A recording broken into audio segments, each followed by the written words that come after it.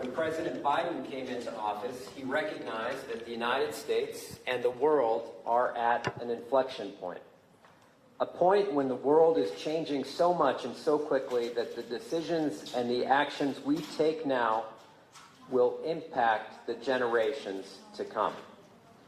When he said this, he wasn't just talking about traditional world affairs, conflicts, or relations between states, though we certainly have our share of those too. The president was also speaking about what another leader in our government calls problems without passports, or transnational challenges. Concerns like climate change, both positive and negative developments in cyber and technology, and global health. Concerns that can impact any nation at any time. Concerns that a single country cannot address alone. Challenges like these require global cooperation to move toward a shared vision for a safe, prosperous, and healthy future for all. High-level discussions about these concerns, like the ones the ambassador has regularly here with her Armenian counterparts, or like last week's strategic dialogue, are a great way to move forward. But national-level discussions are not enough. We must also engage at regional and local levels because the impacts are local, and no one has a greater interest in addressing these concerns than the communities themselves. For example, when the world leaders talk about climate policy, it is the world's mayors and governors who are mobilizing first responders to confront wildfires and droughts. When global summits convene to discuss cyber threats, it is state and local leaders who are protecting energy grids from hackers to keep lights on in their cities. And when the UN and World Health Organization work together to respond to a global pandemic, it is governors and mayors who are working to keep kids in school, the elderly safe, and vaccines available to the public.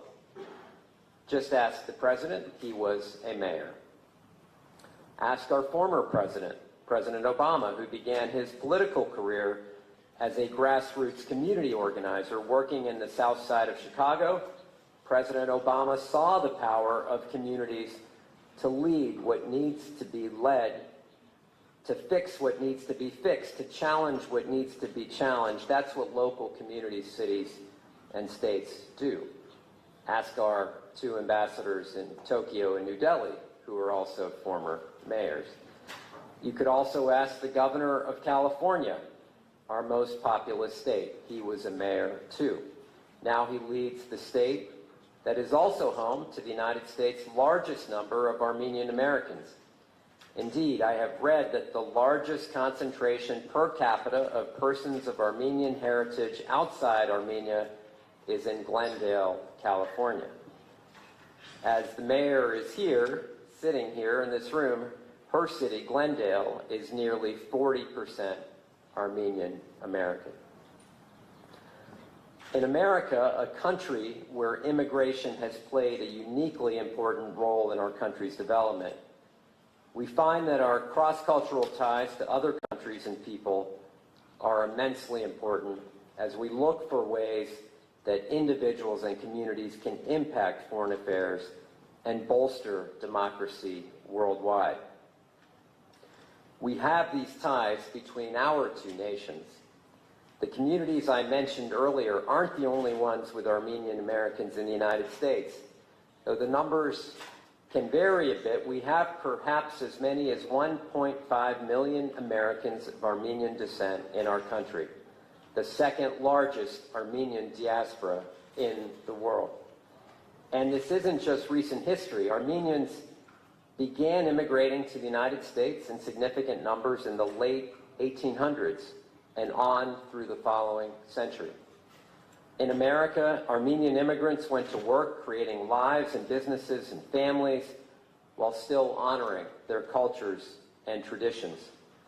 Families gathered over dolma, lavash, and so many other foods, spreading cheer to those around them and bringing their traditions and skills to the United States, which made our country stronger. We've seen Armenian Americans rise to the highest levels of our military, innovators that created the MRI and microelectronics, competitors like Andre Agassi and Laban Armenian, who dominated their peers in tennis and chess, and of course one very, very famous reality TV family. And though maybe we can't keep up with the Kardashians, I'm proud to say that my family also has Armenian American roots as well. My spouse is Armenian American, and I am Indian American. As a practical matter, that meant our kids had the benefit of being able to grow up celebrating a lot of holidays and eating favorite foods from multiple continents. More importantly, our family is so fortunate to be able to tell the stories of 3 countries, 3 cultures, and 3 peoples. But it's not just family ties that build a relationship. There is so much more than that.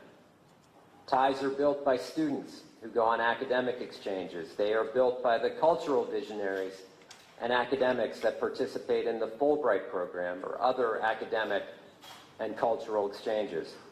They are built by tourists and business travelers. To this end, the department prioritized getting our visa wait times down the past few years and reduced them by 84%. And Armenia responded. Last year, we issued 67% more non-immigrant visas to Armenia than ever before.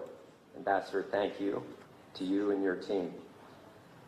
I'm also talking about business leaders that create trade ties that are growing commerce between our countries.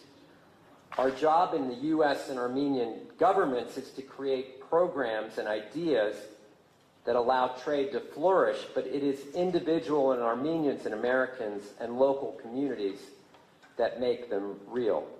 And Armenians and Americans are doing just that. Our trade relationship more than tripled from 2020 to 2023, growing from 96 million in bilateral trade to 330 million.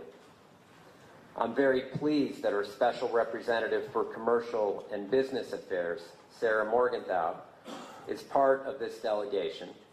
She will be exploring ways that we can work together to create partnerships between U.S. companies and the Armenian private sector. And we know that we can grow our economic relationship even more. We can do so by continuing to grow as democracies together.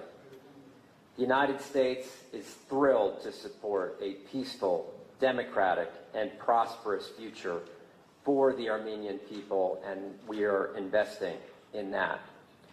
Indeed, our assistance programs have almost doubled over the past few years to support Armenians who are working to strengthen their country's governance, institutions, rule of law, and who are building a strong civil society, and we are proud to be partners in this effort too. So this is a relationship that is growing stronger in every dimension, between students, between businesses, between governments, and between our peoples. And today, it will grow stronger still as we inaugurate 3 new city partnerships. So there is only one way to move in this relationship, and that is forward. So let's get on with the task at hand. Thank you all very much for the work that you're going to do over the next 2 days. Thank you.